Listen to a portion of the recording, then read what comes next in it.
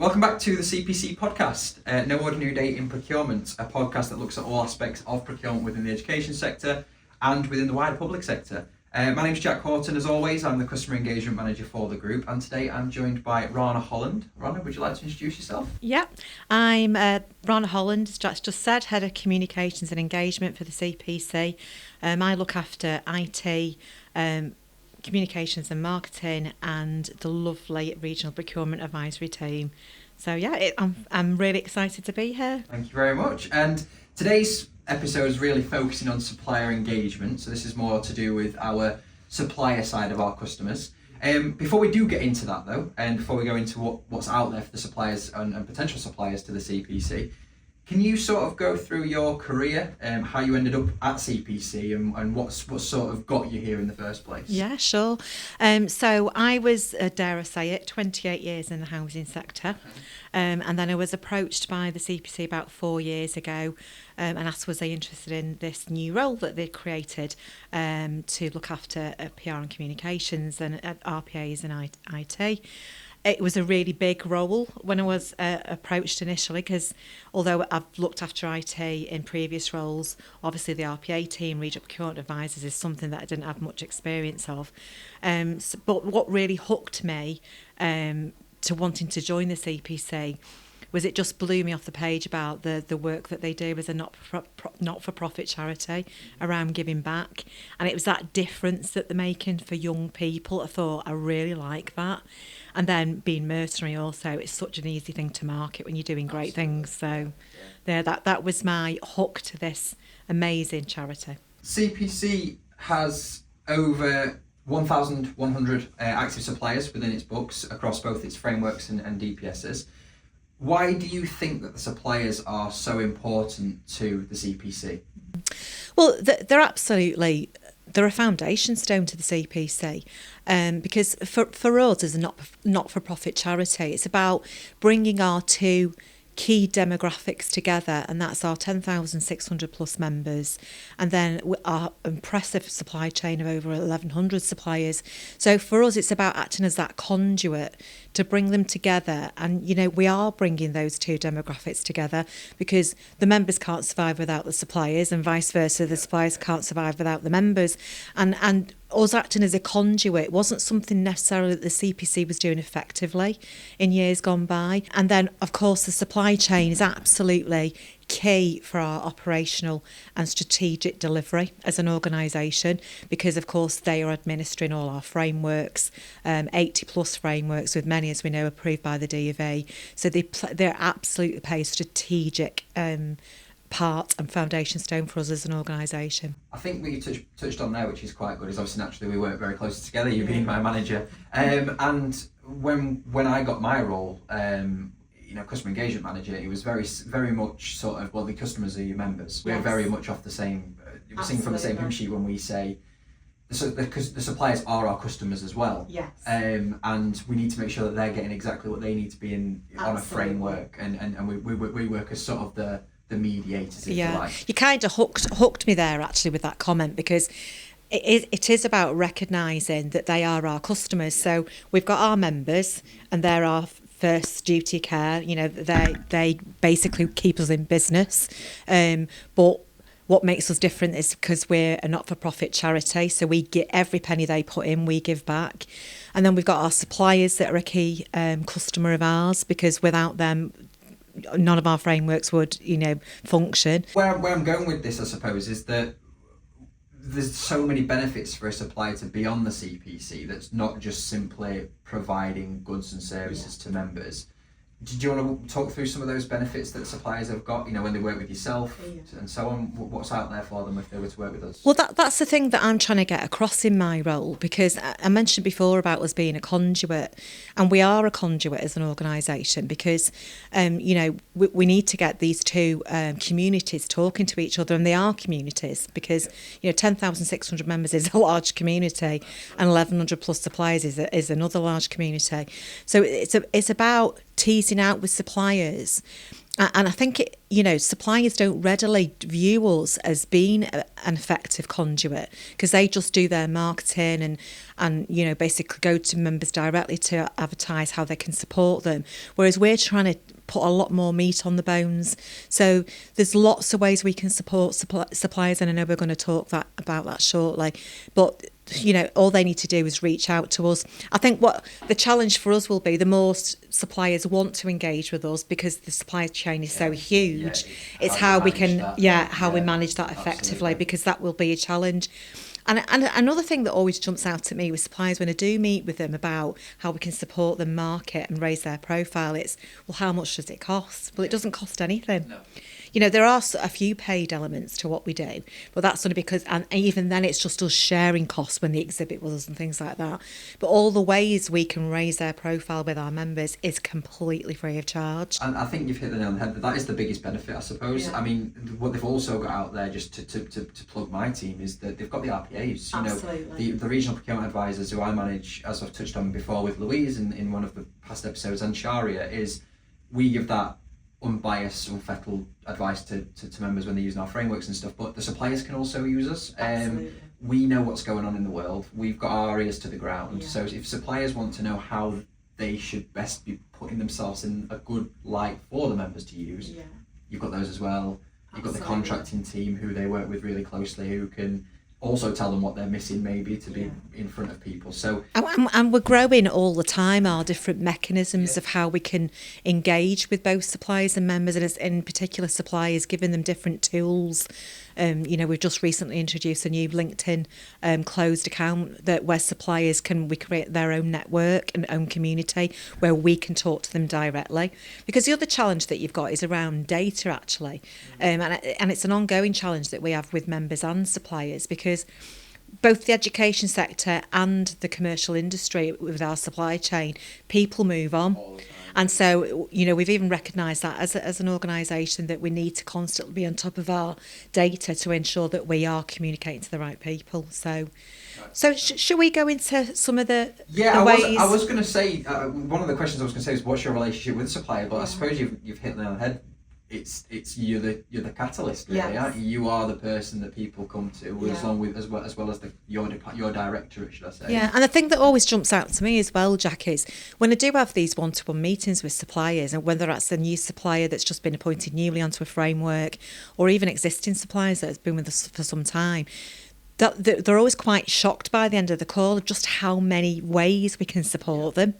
Whereas in the past, they've just been marketing directly to the member, and it's like, no, talk to us, we can support you. And that never goes down well, because naturally, if you're just bombarding a member and saying, look how good we are, here's some, we've all had those emails on our own personal emails, there was something coming through going, this is now 50% off, and people go, I'm not bothered about that. It's what you can do as a thought leadership element, or what you are doing differently that wants a member to work with you.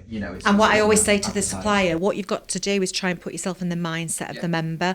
We've already got the members here, you haven't, so use us as the conduit. So touching base on that, then obviously, I'm a supplier, I'm a CPC supplier.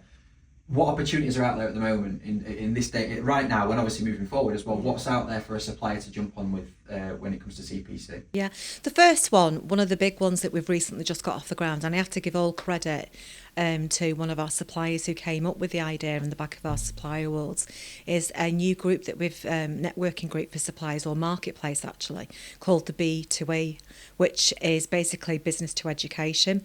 And what we've levied to the supply chain, be part of this new group, we meet bi-monthly, be part of this group, and basically it's marrying up suppliers with suppliers to conduct business. Suppliers have got the peace of mind that we've already vetted our whole supply chain, so they know that they can buy safely and with confidence. And then what we say as a byproduct, if you do business together, will you please just give a very small percentage, 1%, to a donation to giving back? Because that's what we're all about as a not-for-profit organisation. I kind of, whether it's the right way of summarising who we are, I always kind of say the day job is procurement, and we service the education sector, help them buy compliantly in line with the Procurement Act, and the byproduct is all the revenue that we create, we then give back to the education sector. So it's a win-win for suppliers to be part of that new B2E network. And the other fabulous thing that's falling out of it, especially the first meeting, we all got our cogs turning about, oh, we can do this together as a supply chain, we can do that together as a supply chain. And I sit on the GM Digital Task Force with Andy Burnham. I was on that task force in housing before I moved over to the CPC. And I want to really feed into that, because what initiative has fallen out of the B2E is, if you think about 1,100 suppliers that all have IT needs and they'll get rid of their IT equipment, we said, why don't we recycle that, repurpose it, and then give it back to young people that are in need? But what I want to do, I want to link them into the GM Digital Task Force, because we can give the laptops, but there's some families that are so economically deprived that they haven't even got the money to buy the data. And that's where the GM Digital Task Force comes in, because they've got the likes of Virgin, BT that sit on those panels where they give free data. So, once they position that to the supply chain, they're like, absolutely, we want in. You've touched base on something there as well with the giving back, is it's not just monetary. It's also, we've talked about the giving back before on here, and obviously myself and Mark have said how it's always been a weapon in our arsenal to always feel proud about what we do and stuff like that. And obviously it's something that Louise had mentioned is why she comes to work, is that she works for a charity that gives back. Absolutely. But I think it's really important that suppliers understand that it's not just monetary. If they've got something, as you're saying, that they don't use anymore, we can find a purpose for it. Absolutely. I think it's incredible. And it's that feeds into that whole carbon footprint, recycling, and just ethics as a charity, really. It's ticking that social value box. Absolutely. For a lot of our suppliers as well. With the new Procurement Act, just going a bit procurementy for a second, you've really got to be showing that you're being socially acceptable, economically aware, environmentally aware. So it's the social value element of the Procurement Act now is so rife that by working with us, it's one less thing to worry about for them. Of course it is. Good. And the other thing I want to explore, actually, and it's something that I've been thinking about for a while, actually, because I think to myself as well about, if you think about 1,100 suppliers and the opportunities they could afford young people when it comes to work experience. And then weirdly, I had a conversation with a new board member that we've just appointed, who's going to be at our first board meeting in March. And we got talking about the subject. And he said that the education sector is crying out for work placement opportunities, and that's another thing that we could tease out of the 1,100 suppliers. You just think of the impact they could have giving our members and linking them with our members to do work experience for young people, because often I even remember when I left school back in the day many years ago that you just couldn't get your foot in the door because have you got an experience? No, I've not. And that's something else that I think we could do really great things with. I think this is why it's important to have this conversation today, is that we're always on the lookout for new opportunities with suppliers as well. So if they've got something that they think is, we could be doing this. Definitely.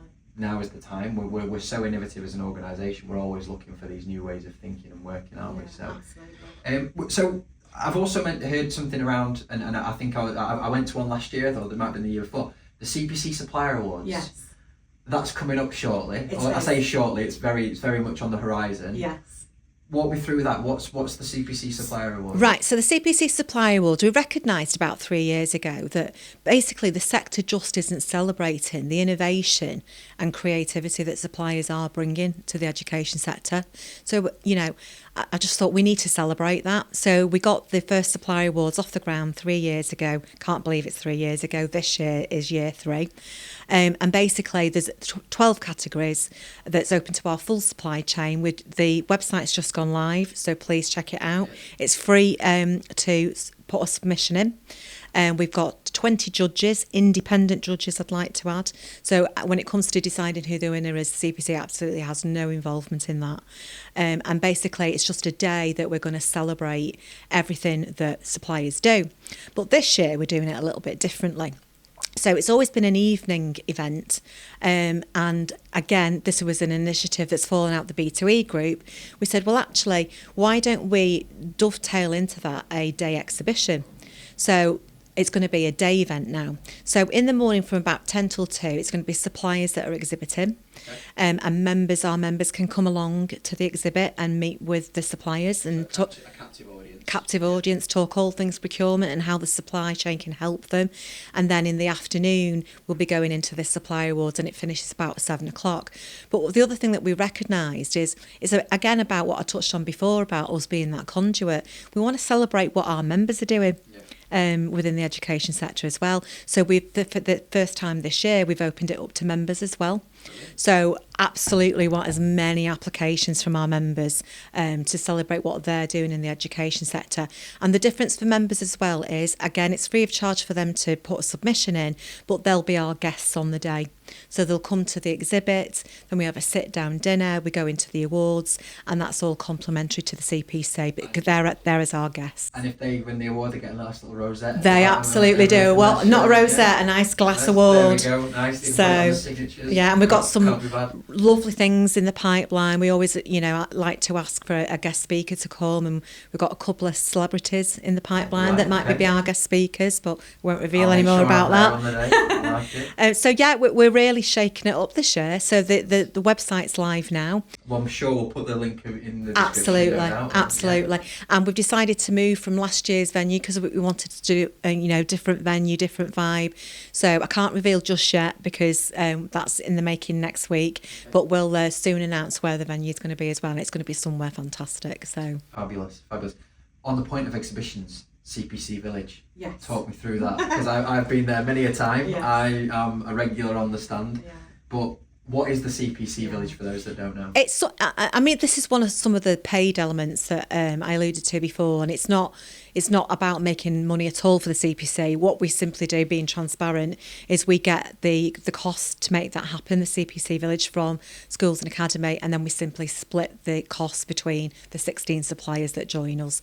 So what it is, we offer it out to our supply chain every single year. It's the biggest stand in the whole of the show, right at the centre of the show, so it's at the heart of the show. And we work very collaboratively with the D of E, with all our members that attend, and lots of our suppliers also routinely attend that show. I'd say that the Schools and Academy is the calendar staple for the whole education sector. So you'll get all your key decision makers at that show, whether it be your FDs, your heads, your principals, your accounting officers. They're all at that show. Your business managers are another core fundamental position that goes to that show, because it's the place where the two, as I said before, demographics meet each other, because the members have got their buying needs and we've got the suppliers that can facilitate. And what's good with that one as well is, I've been there plenty of times, so I know how it works, but you've got someone from every arm of the business there pretty much. So we get asked, as you can imagine, quite regularly, I'm looking for X, and we can say, oh, that's fantastic, because we have a supplier from a framework that can help you out here. Have you met them? So it's a nice way of us being able to signpost people, isn't it? And if a supplier's on the stand, we can ask them for their opinions and their, and so on. So it's a really good event. I really like doing it. And I can't stress enough the long list of benefits that a supplier gets when they do exhibit with us. So they get access to all the delegates pre-event. We absolutely market the life out of their brand for being in the CPC Village. Post-event marketing, we do absolutely. There's a long list of benefits that they get. And the beauty of the village is it's a huge footprint, 10 metres by 12 metres. It's a stand that we're constantly evolving, so we've doubled the size of, we call them pods, for each exhibitor pod. We've doubled the size of those, so we've got more marketing collateral. And it's just a win-win for a supplier. We've just opened now, I have to say, I opened it in January, and already we've sold, I'd say, about 40-50%. So if suppliers do want to get involved with it, they do need to act quite quickly, because there is a lot of demand to exhibit with us at that show. Excellent. And then the last one of the big ones that's happening, I wanted to just mention, and I know that you're very passionate about it, and so is our MD Darren and the leadership team, is the Back to Big School sponsorship. Do you want to walk me through that, what that is? New kid on the block. This is going to be spectacular. So basically, Darren struck up talks with an organisation called Tree of Knowledge, and it kind of was born from Gavin Oates, who was our keynote speaker at the Supplier Awards. He's a fabulous keynote speaker. I think he'll like me to do a couple of plugs. He's just released another book that's absolutely fabulous. And so, yeah, Gavin's amazing to work with.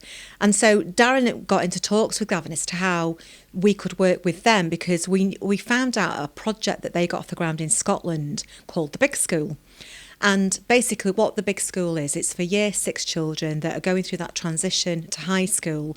And I even remember back in my day that, you know, the urban myths around, oh, this is going to happen to you when you go to school, you're going to get your head flushed down the toilet, you're going to be bullied, this is going to happen, that's going to happen. And so it's a really worrying time for those year 6 students. And so they got this project off the ground, and the only way I can describe it's a 90-minute Saturday morning TV kind of webinar where all the children log on with the teachers, and it's a fabulous team that deliver it, and they do all kinds in that 90 minutes, debunk all the myths that worry them. They have spot prizes for the children, spot prizes for the teachers, and it's just a wholly positive experience that they come out feeling, actually, I'm not so worried about going to big school. And then also they provide the teachers with a resource pack. So in the lead up to that webinar, that 90-minute fabulous Saturday morning TV experience, the teachers can prepare the students as well. So, to give some background, in Scotland over 1,100 schools were involved and 40,000 students logged on the day. So we thought, you know what, we need to bring that to the UK. So the CPC were all over it, or I say Darren was all over it. And so, yeah, we've struck up a partnership with them, and we're going to be holding the first one in collaboration with them on June the 17th. So big shout out. We've got a dedicated area on our website, and it's in all our comms that we're pushing out. I have to stress, it's a free event for schools. The resource pack, the event on the day, completely free. And yeah, it's something that, you know, please go on our website, sign up. Is it Eventbrite? You can sign up. Up to now, we've got 100 schools signed up, and over 4,500 students will be attending. And that's us just tippy-toeing around the marketing. We've not even ranked it up yet. I think sometimes it's quite, with our role naturally, you can sometimes become quite removed from the students themselves. Absolutely. You do see them as members, and you see them as, you know, you're doing helping that member get that supplier. Yeah. You forget that it all has a massive impact on these students, and that's what I like about that, is it's going right to the core of the people that are actually in education. Yeah. And getting them ready, and getting the learners ready. So I really like that. Definitely. And, you know, we're getting some really exciting things. We're getting loads of celebrity endorsements, and they do their own personal messages to the children to cheer them on. You know, you've got this. Big school's going to be fine. There's nothing to worry about. And just leading into where suppliers can get involved in that. We're basically opening it up to just 10 suppliers. So again, a bit like what we do with Schools and Academy Show, all that we're bothered about as a not-for-profit charity is just to be able to self-fund it. So there's 10 positions. I've already sold 5 sponsorships to 5 suppliers. And so we've got 5 more openings available. It's if people want to contact me about it, it's a minimal cost. And what it does afford suppliers is a massive opportunity to get huge exposure for their brand and to be involved in a really meaningful initiative to support young children, and they can be part of that with their organisation. So we'll touch on later the different ways, you know, suppliers can contact me, but yeah, it's first come, first served. So we're only taking 10 supplier sponsorships. So yeah, if you want to get involved, suppliers, please do, you know.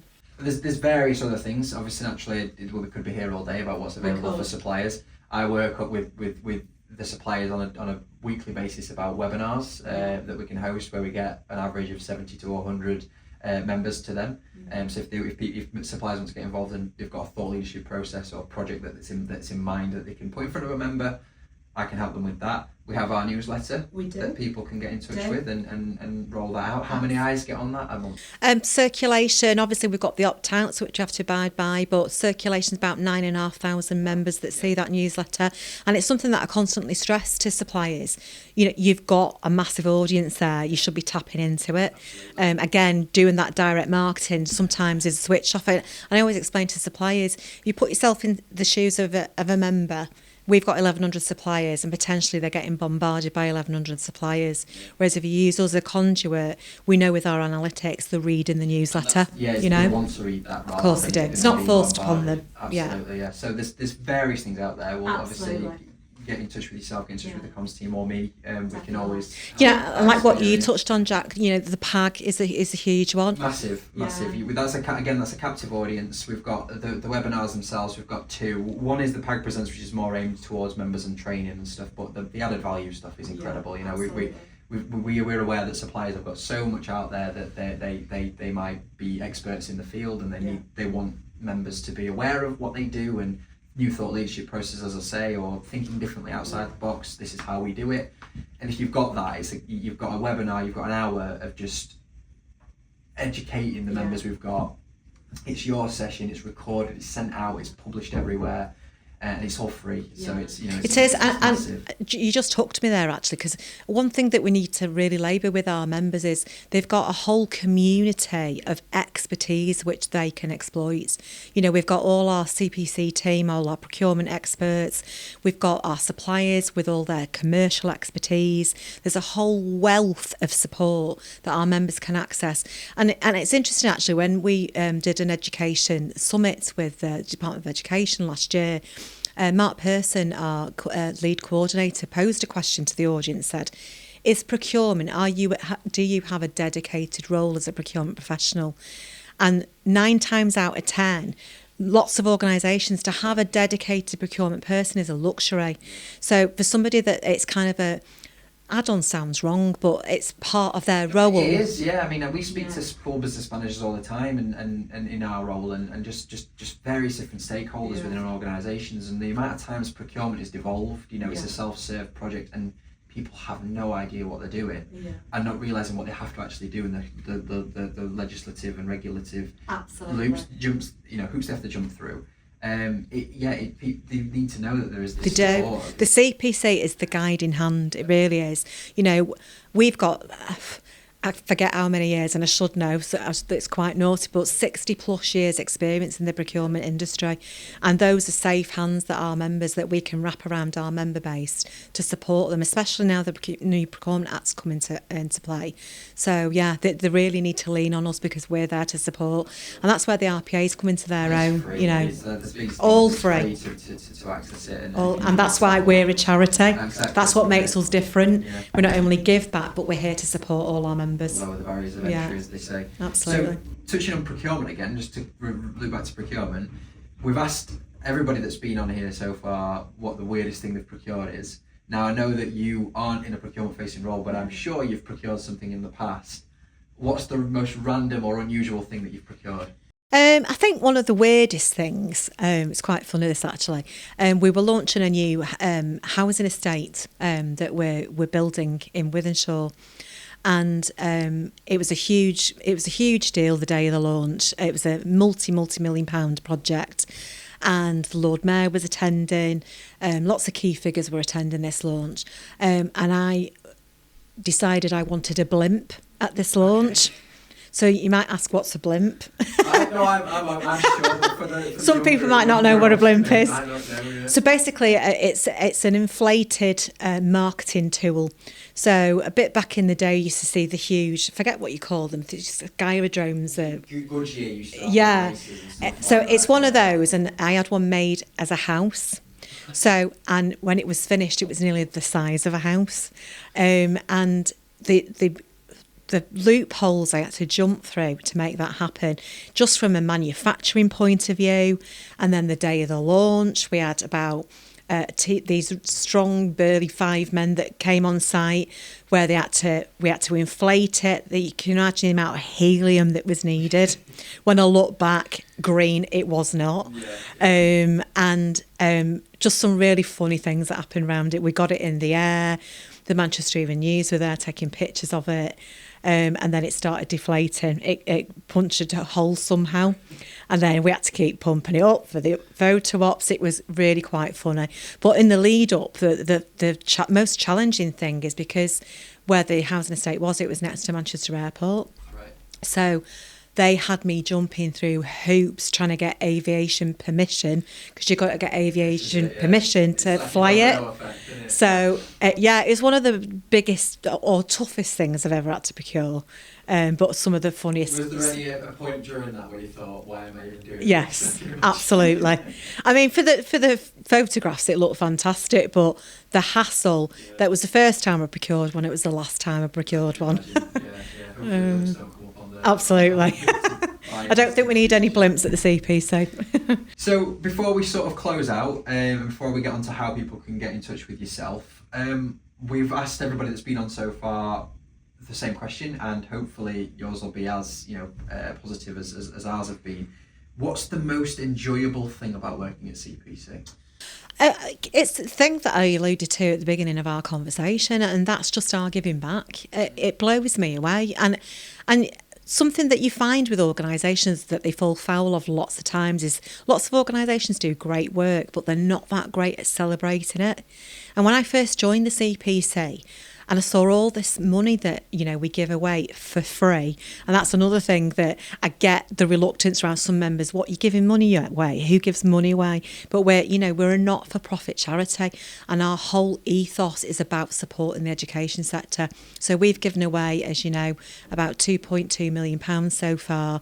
And it's that just holds me. I just find it so endearing that, from a member's perspective, not only do they get excellent service from us with the services that we provide with frameworks and consultancy, and not to mention the learning arm as well, because we heavily invest in bursaries as well with our giving back in the education. So upskilling people, the repository with the Crescent Learning, all those free resources.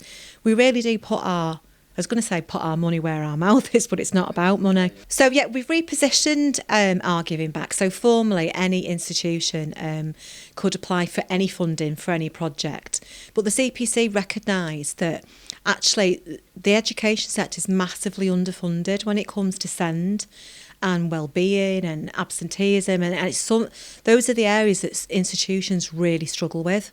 So we decided as a charity that that's what our giving back would be dedicated to moving forward, and actually that's what also ignited a partnership with the Manchester United Football Foundation, and also we get in talks with City in the Community, with Manchester City, and it's about supporting children that are in most need within the education sector, and it's all our giving back just gives me a buzz, And the other thing about working at CPC, no day is the same, and invariably, exactly, no day is the same, and just knowing that what you're doing is a day-to-day job, it's making a real difference in supporting young people.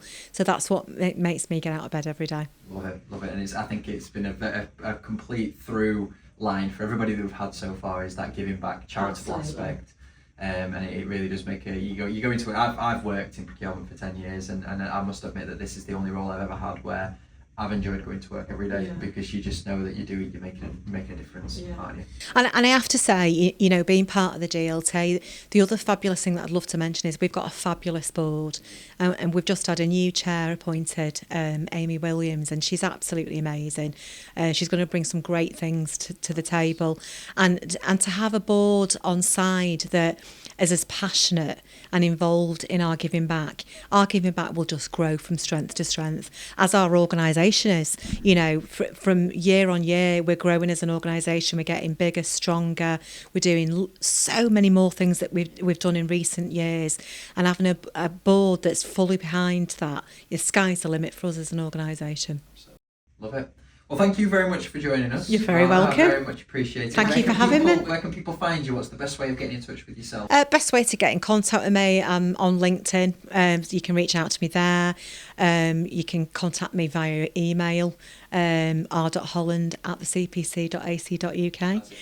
Yes. So you can contact me, and you know what, I'd really welcome any suppliers, all the plethora of things that we've talked about today. all our suppliers can get involved in that. All you got to do is pick up the phone or email me or contact me on LinkedIn, and I'd love to set up new meetings with suppliers that have not met with us already.